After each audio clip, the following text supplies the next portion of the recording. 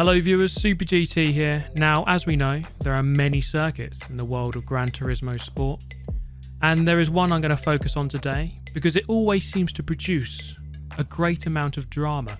Here it is. It is Circuit, Sainte Croix, that one. And we're looking specifically at the B configuration, because it is this week's Daily Race B.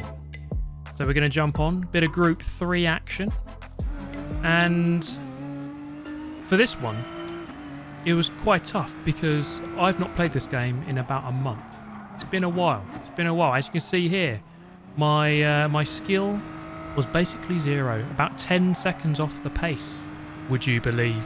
Absolutely shocking. Now, we did manage to edge that down to an eventual 207.7, which was still 2 seconds or 2.5 seconds off the pace. But with that said, let's jump into our first race, all the way down here in 11th position. So yeah, that qualifying lap's got a long way to go before I can consider it a good lap. Let's jump in. First race. I'm using the Nissan GTR, which is one of the go-to vehicles for this very race, mainly because of its straight line speed. Straight line speed being one of the most important factors around this circuit. It does have lots of long straights, and this is why this track does produce so much drama and carnage from time to time. Mainly because, well, straight line speed plus straights plus slipstream, and you've got the ultimate recipe for it. So you're probably wondering, well, where is this aforementioned carnage? Well, just take a look here, would you? Because we have 2x2, now 1x2x2 going across the bridge. Now one boy apparently, 2x1x2. It's getting really complicated. These formations constantly changing across the bridge. Portuguese driver straight into the barrier, and a German ends up getting very much sent to the Shadow Realm in the background of the shot there. So a very unlucky victim of all of that. But it's kicking off. I told you there'd be drama. I wasn't lying. Now, onto this very long back straight. This is where it really begins to kick off, because this straight does go on a fair amount, and the draft really does cater towards the carnage. As we come into this corner, I'm going to try and make it 3 abreast, which is just an awful idea really. We kind of get pushed on a little bit, which actually really helped me. And unfortunately, the Portuguese driver, he visited the barrier earlier, and now he has a trip into the gravel. But we find ourselves now up in 8th. We started 11th. That's good. It's only 3 laps though. It's not a very long race, only about 6 minutes or so. Coming down into the final turn, looking for that 100 board, and looking for the apex, which was about 8 miles away from where I went. And as we come up to the finish line of the first lap, not of the race, we find ourselves 5 seconds off the lead. Now the problem we have here is, because we're not in the toe of the cars ahead, it might be quite hard to catch up. It's also quite hard to catch up when you drive onto the grass and do a lawnmower impression, just like that guy did there. So now I have a 2-second gap to the cars in front. What is going to happen though, as I take this corner pretty badly, is that the guys in front are going to start fighting, and that gap comes down to 1.4 by this point here, into the left-hander at the end of the bridge, and then out of this corner 1.1. So you can see there they're going side by side. Not ideal, suboptimal lines being taken. That's good for me. In fact, the Swiss driver there going for a cheeky little wall ride. And frustratingly, on the exit of this corner, I'm not quite within the magical 3/4 of a second zone. Therefore, don't get any free time gain through here. But you can still see they're fighting. They've pretty much spent this entire lap side by side. Pretty much this point here, I was quite happy that ghosting was a thing. So we go through him, and we continue our merry little way on our quest to finish what looks like 4th. That's going to be our realistic aim here. Find ourselves in 6th, and it wouldn't be a Super GT video without me finishing here. But we're going to try and go 2 better here, and make our way up the pack even further. Not bad return so far. 5 positions gained in 2 laps. If we can gain another 5, then we've won. But that's highly unlikely. Now into turn 1, Bulgarian a little bit wide in the Mustang there. But he does come back and just slots back into 5th. The Frenchman there going up into 4th. This race most certainly is not over. Look up the inside. Bulgarian goes for it. Nice little move that. I'm going to follow him through on the exit. He gets a poor run. Tried to make it 3 abreast. Doesn't quite work. And then instead, we're going to follow the Frenchman through. So the Nissan GTR Express up the inside. And I'm up into 5th. And into the important sector of the race. This is where it all kicks off. Now, you've got to be tactical, okay? This is where the tactics come in. Do I want to be right on this guy's tail? Not really. What I want to do is, ideally, going onto the back straight, I need to be about 3 or 4 tenths behind. So they get a beautiful slingshot on the back straight. That's what it's all about. That's what we're trying to engineer here. As we come down the hill into the right-hander, I've engineered a very bad turn there, in fact. So we end up here, half a second off exactly, off the Frenchman. But let's have a look then and see if this turns out to be the absolutely fantastic slingshot I was looking for. So we're fully tucked in. He's going to go defensive all the way to the right. I'm going to go left.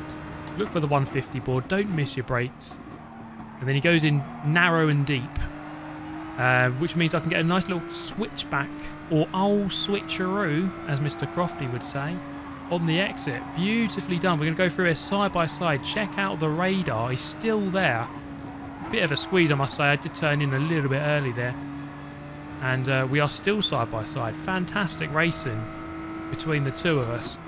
I've not seen this much cooperation between the British and the French since 1945. But that is the end of the race. I'm going to finish it in 4th. Penalty for the Bulgarian, unfortunately. That drops him down a couple of positions. But there we go. Finishing 4th. What a great race that was. Top 5 in the GTR. Seems to be the go-to car. Maybe a Supra. Alternative options. We exchanged pleasantries in the chat afterwards. Great stuff. Really enjoyed it. And it just shows you how amazing this game can be when they actually choose some decent combinations, which they've not done 5 billion times before. Because this one doesn't come up all that much. It's come up in FAA a few times. We did improve our lap here. Look at that consistency. 206.9 3 times in a row. That puts me 6th on the grid. How about that? Just had to happen. So we got some nice, fast, consistent laps under our belt there in practice. 206.9, 206.9, 206.9. Hungarian guy gets absolutely battered and abused and sent onto the grass. Spaniard here telling me he would prefer if I overtook him on the left. But no, I wanted to wait for the straight like I did in the last race, but he sort of magically drove that corner awfully, then comes back at me here into the... I would say this is the best overtaking corner on the track. And I think one of the big things about this track is because it's so wide. That really does help the overtaking. I was trying to bump draft from there. He makes a big mistake here. I didn't know what side to go. And yeah, I ended up almost in the realm, but not quite. And yeah, the universe wanting me to go back to 6th. So this is the situation here on the 3rd and final lap of this race. The Spaniard finds himself escaping this pack. And I was quite frustrated about that because I was trying to follow him and work with him, but then he was making mistakes so much of the time. And then he somehow wrangles his way up into a podium. So the Bulgarian here making a mistake. We're going to send it up the inside. Is this good enough? Is this close enough to launch a sustained attack into this hairpin? Well, look, it wasn't. I was a bit too far back. Here, cutting the corner. Very, very naughty indeed. And as you can see, the stewards looking disapprovingly upon me and giving me a penalty. Unfortunately for them, didn't do anything. I stayed 5th. Now, I wanted to mix things up here for this next race. The GTR, obviously the go-to car, but how about a bit of M6 GT3 M-Power 16? Everyone loves a bit of M-Power 16 BMW, whatever the name was. We all love this car. I did a lap, a 207.5. Not too bad for a first lap. Just half a second off our PB in the GTR, so that's actually a good sign, you know. We'll get carried along in the slipstream. We'll try and make our way past this Spaniard this time. As he was, he's all over the place again. Clattering into the barrier. How about onto the bridge? Difficult corner this. He goes wide and then smashes into the wall. And I'm not at all sorry that his race is pretty much over there. The guy behind, wanting to work with me. Always love to see a bit of that. Or is he just merely being tactical and waiting for the back straight? Could also be a very, very likely option. We do have the M3 being driven by Burst up in front here. Very brave choice, I must say. But it is a bit of a meme wagon, and fair play to him for giving it a jolly good go in the BMW M3. Not the car I'd choose, but he seems to be doing a rather nice little job of it. We're going to send it up the inside here. BMW on BMW. And claim 6th place, rightfully back for myself. And continue on our quest to once again maybe finish 4th. But possibly 2nd, because they aren't far away. And it seems to have formed into these little clusters here. 2nd and 3rd battling up in front. I'm going to try and follow Halbstock through here as he paves the way for me. Opens up the inside, and I'm going to put myself into the gap and follow him through. Up into 5th. We're looking keenly at the battle for 2nd and 3rd. As you can see here, on the 3rd lap we did manage to catch up. Maybe a little bit too late in the day, but also too late when you bin it. And it was about this point here that I was regretting all of my life decisions. We came home to finish in 8th, where we started, but still, you know, I could have finished 5th there. And I've just hiccuped. Excuse me. Okay. I wanted to improve my qualifying lap because I was, you know, when you're starting 8th, that really doesn't help. You don't really have a chance of winning. Now, that is the ultra precision you can find from a number 1 lap time, which this is, well, at the time of recording it was anyway. So this track, as I briefly touched upon earlier, is very wide. Therefore, you really, really, really, really have to make the most of the track width. And you can really carry a lot of speed through the corners when you do that. And this is exactly what this number 1 time is doing. They are absolutely maximising it because they are just that good at the game. So it's easy to watch, not so easy to replicate for yourself. This is the tricky corner here, onto the back straight. Very crucial corner. Very long corner, so it's quite difficult to judge exactly when to get on the power, in my opinion anyway. So you see here, aiming for the inside. It's almost like you on those curbs, you're aiming for sort of the green section on the outside of the red and white bit. So that's kind of what you're aiming for a lot of the time to really maximise the track width. This section quite tricky. This left-hander down the dip is kind of blind, but that's about as quick as you can take it. And then you just got one more corner left. Looking for the 100 board, I'd say. Getting over the curb. Getting over the curb on the inside. And you get on the power so early. Look at that. Maximising track width on the outside. That is a 205.4. Very, very fast lap. Now it's up to me to try to replicate that, which is basically impossible because I'm just not good enough. Right. I'll do my best though. And here's my first attempt, which was absolutely shocking. So we're going to retry on that. Here's my second attempt, which is actually not too bad. We got our left wheels where they should be on the power. There we go. Like that was pretty good. I'm happy with that. How about the next corner? Maybe could have taken the apex a bit better. Bit of a squirm on the way out, but it's not too bad. What's that? It's a 1/10 and a half quicker than my PB. Now for the rest of the lap, I was 1/4 of a second down. Then I gained it back again. So I know that I could probably gain at least 4/10 on my PB, which is a 2:06.9. I should be aiming for a 2:06.5. I know I can do a 2:06.5 based on those splits. The optimum timer there isn't quite right. I know I can go quicker than a 2:06.6, which is just saying there. On the exit of the final corner, across the line, 2:06.8. It's an improvement. Let's take a look at our actual best lap. So for those of you wanting to do this race, it's really about, as I say, maximise track width, getting on the power early. So once you know you've taken the right line, you know, okay, well, I can get on the power now. So for this one as well, there's another tip. Down 3 gears, down to second, and then back to third. That's what the number 1 time was doing. So shift down to second, rotates the car, then back into third because second is too low. You don't get good acceleration in second. You're doing it purely for rotation, and then the third gear to actually accelerate. So there's lots of corners you can do it. I think the Ghost did it. Number 1 time did it on this corner as well, and on the following corner. So there's a couple of places. You see there, I gained massively on the way out. So across the bridge for the next split, and I'm pretty much a tenth and a half up on my PB. So this could be a 0.6. So into the end corner of the bridge, not too bad. Ghost does catch up a little bit.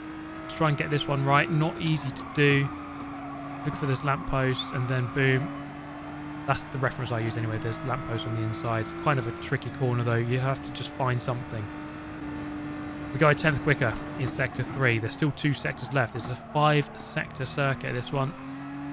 And we're nicely done through there. On the power nice and early. And this section should be able to take it flat out. This long left. I thought that was track limits, but that's actually okay, apparently. Not quite on the curb as much as I could have been there or there. That's probably my weakest point of this whole lap. I reckon I've lost at least a tenth, maybe 2. Into the final corner. Let's take a look. Could have taken the curb a lot more. On the power, not too bad though on the exit. Ghost does gain for the sort of the second half of that lap. It's going to be a 206.6. Could have been a 0.4 if I really nailed some of those sectors. But I'll take it. That's good. Still 1.3 away from the number 1 time, which was slightly updated by that point. But we jump back in. We find ourselves 3rd on the grid, which is much more ideal. With the 0.9, you know, I would have been a lot further back. Guy in 2nd taking a big risk here, using the Lancer Evolution. A bit of a meme. To be fair though, it is absolutely rapid in the corners. It's going to be tricky for him to win this race because he will have no straight line speed. That thing is basically handicapped with a 100-mile-an-hour top speed. Now I'm going 140 here already. Now, I tried to go for this move early and it didn't really come off. I was kind of underestimating the Lancer. So he comes straight back at me. Now look at the Lancer Evo through this fast sweeping downhill section here. This is where he absolutely kills me and kills the guy in the lead as well. Look at the speed he can carry through this section. Didn't even take the correct line. But he can just easily catch up to the back of the leader. So that Lancer does have a fair amount of pace through the turns. It's just going to struggle on the straight. It does need the toe though. If he stays in the toe, which he is doing, then he could be alright. It'll be interesting to see how he fares. End of the bridge, settling into position. I was a bit worried that the leader would pull away, but the Lancer actually doing a really, really good job here of hanging into the slipstream. Now, ordinarily, if this was a drag race without slipstream, this GTR would pull away and murder the Evo. But it just shows you how powerful the world of slipstream is in Gran Turismo Sport here down the back straight, as the Lancer is more than keeping me up. In fact, it's going to go up the inside. So the slingshot is ridiculously OP, especially on that back straight, which just creates so much racing potential. Also a lot of potential for carnage. I'm going to go up the inside here, and at the same time, the GTR wanted to go up the inside of the Evo, and it didn't really work out. I don't think anyone really meant anything sinister on that occasion, but I thought I'll back out, I'll just go back into 3rd, and we can just play the nice, long, patient game. Because this Lancer in the lead, this Mitsubishi, is surely an absolutely sit and duck. Let's have a look on the main straight here. Nothing it can do against this speed deficit. You see there, we're just both easily going to sail by. And in fact, I thought, you know what, let's make it a double. Let's up the inside, take the lead of the race. Why not? I mean, that is the idea, I suppose, isn't it? So I get a bit of a poor exit. GTR goes into the back of me. Thankfully, it helps me out. Into this corner, the 90 degree left, when I can get that out. Get a nice exit out of that corner. So currently sitting 4/10 in the lead. Okay, we pulled out a little bit there. But with the slipstream, I need to get more than that. The main thing is the back straight. I've mentioned it many times before. Can we get that correct? That's what it's all about. Onto the bridge. We've taken that quite nicely, actually. A bit of a bump on the way through. And I am 0.5, nearly 0.6 ahead. So that's not bad. If I can gain 2 more tenths through these following corners, then there is a chance that I have broken the toe and could be on for a victory. Which would be quite a revelation, given this is the first time I played it in a month. A whole month of not playing Gran Turismo Sport. And we come back here looking at a possible win. So on the back straight, I didn't take it perfectly, that corner, but the gap is crucially bigger than 0.75. It did go down slightly by the end of the straight. Still not close enough. Taking that corner quite nicely, if I may say so myself. And this is looking good. It's looking good for a win here on what was my 5th race in this session. And yes, I haven't showed 5 races, but this was my 5th race in this session. A little bit wide there. Always got to watch out. Could always get spun out on the edge of the curb. Are we going to take that nicely? Yes, we are. Pretty well done for the final turn. We're 1.2, nearly 1.3 seconds ahead. This is surely a lead I can't ruin now. As we come down the hill, we're going to just take this nice and sensibly. Nothing too silly. Don't want to go over that curb too much. Does unsettle the car. Onto the bridge, 1.3. Onto the back straight, 1.3. There it is, confirmation. Surely I can't ruin this now, and I didn't. The gap went up, in fact, to 2.5. The Italian fighting back into second in the Lancer Evo. So we're going to take a win. Really happy with that. Really enjoyed the track. Really enjoyed this combination. Good to be back in Gran Turismo. Thank you so much for watching. I'll see you next time. Hope you enjoyed it. Goodbye.